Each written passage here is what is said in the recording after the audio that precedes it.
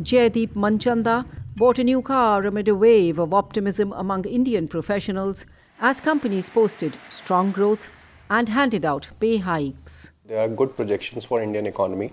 Plus, even in our friend circle, we see that a lot of people are changing jobs, moving to better pastures. For us also, for example, my wife, she has recently switched to a new job. Consumers like Manchanda and his wife are driving domestic demand in India as it emerges strongly from the COVID-19 pandemic. The automobile industry, for example, recorded its highest ever sales in November. New investment is flowing in as the country bucks the global trend of slowing growth. India is expected to grow by nearly 7% this year, despite the economic turbulence created by Russia's war in Ukraine. That momentum is likely to continue, helping it overtake Japan and Germany to become the world's third largest economy, according to a recent forecast by New York-based investment firm Morgan Stanley and S&P Global. Even if it grows consistently at around 5.5, 6, that kind of a rate, even then it will be remarkable.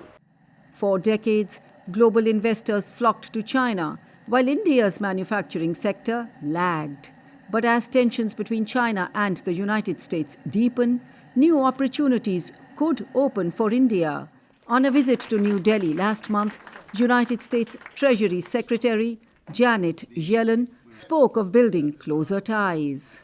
The United States is pursuing an approach called friendshoring to diversify away from countries that present geopolitical and security risks to our supply chain.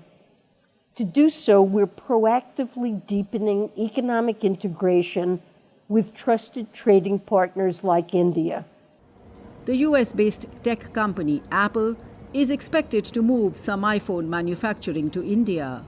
Taiwanese electronic company Foxconn and local conglomerate Vedanta have announced setting up a $19.5 billion plant to make semiconductors. Now India probably is been seen as the next place where actually the growth will come. Of course, this is an expectation and the initial signs are there.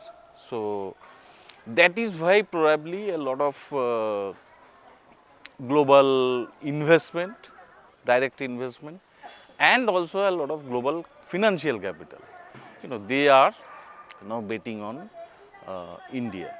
Indians often looked overseas for career opportunities. Now, many feel they are in the right place at the right time. I think India has great potential across the sectors, across geographies and, across small and bigger cities. Economists, however, warn that inflation that is hurting many economies and fears of a global recession pose risks to India's growth momentum.